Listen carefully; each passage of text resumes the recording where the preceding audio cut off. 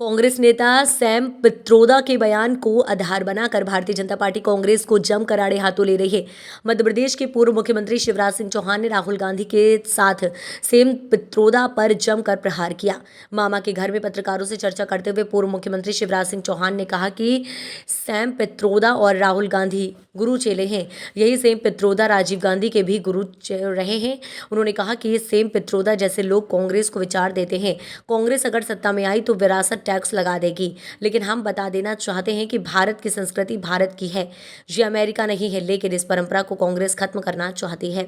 शिवराज ने कहा कि कांग्रेस जातिगत जनगणना को अपना मिशन बताती है, उसके पीछे इनके खतरनाक इरादे हैं। कांग्रेस देश को जातियों में बांटना चाहती है, देश की जनता इन्हें माफ नहीं करेगी।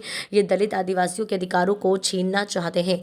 कांग्रेस का ये छुपा हुआ एजेंडा है। चौहान ने कहा कि ये भारत है, यहाँ तो माँ बाप पेट काट काट कर बेटे बेटियों के लिए थोड़ा बहुत बचा पाते हैं, और कांग्रेस कह रही है कि हम मर गए तो 55% सरकार के खाते में जाएंगे और तुम्हारे बच्चों को 45% ही मिलेगा। कांग्रेस की बुद्धि पर मंत्रा बैठ गई है, उल्टे सीधे फैसले कर रहे हैं। राहु केतु दोनों ही कांग्रेस की कुंडली में बैठ गए हैं। श्री राहुल गांधी जी और सैम पित्रोदा जी गुरु और चेले हैं। सैम पित्रोदा जी स्वर्गीय राजीव गांधी जी के भी सलाहकार रहे हैं, और सैम पित्रोदा जैसे लोग ही कांग्रेस को विचार देते हैं जिनको कांग्रेस क्रियान्वित करती है। अब उन्होंने कहा है कि कांग्रेस अगर सत्ता में आई तो विरासत टैक्स लगा देगी। वे अमेरिका के उदाहरण देते हैं। अमेरिका जैसे देशों में यह प्रावधान है कि मृत्यु अगर हो जाए तो संपत्ति का 55% हिस्सा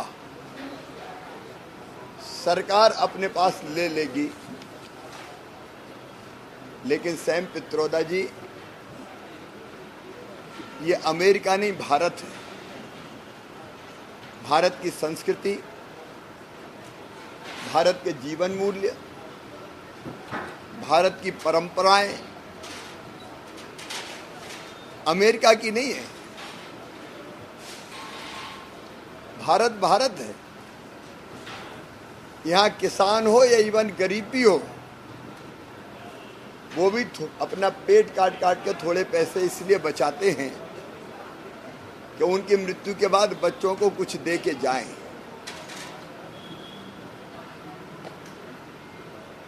लेकिन इस परंपरा को कांग्रेस खत्म करना चाहती है विरासत टैक्स लगा के। ये टैक्स पहले था, लेकिन जनता के दबाव में कांग्रेस ने इसको समाप्त किया था। उस समय जब स्वर्गीय इंदिरा गांधी जी नहीं रही थी, शायद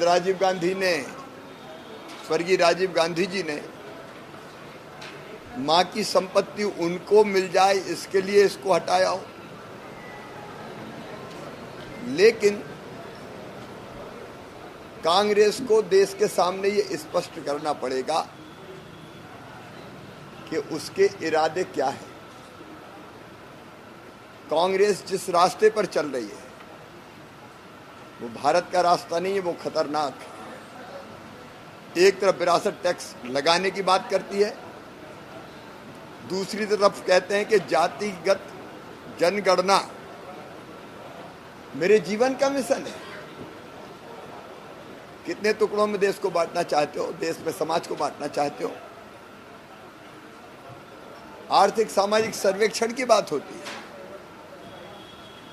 इसके पीछे खतरनाक इरादे छिपे हुए हैं, और वो इरादे हैं जातियों में देश को बांटने के। वो इरादे हैं दलित, आदिवासी और ओबीसी के अधिकारों को बांट देने के। भारत इसको कभी स्वीकार नहीं करेगा, देश की जनता इसको कभी स्वीकार नहीं करेगी। मैं कांग्रेस से स्पष्ट रूप से, मैडम सोनिया गांधी हो, राहुल बाबा हो, अब ये केवल किनारा करने से काम नहीं चलेगा। उनके असली इरादे क्या हैं वो जनता को बताएं। जातिगत जनगणना और आर्थिक सामाजिक सर्वे और आरक्षण जैसे विषयों पर वो दलित, ओबीसी और आदिवासियों के अधिकार क्यों छीनना चाहते हैं, उनको जवाब देना होगा, और नहीं तो जनता उनको माफ नहीं करेगी।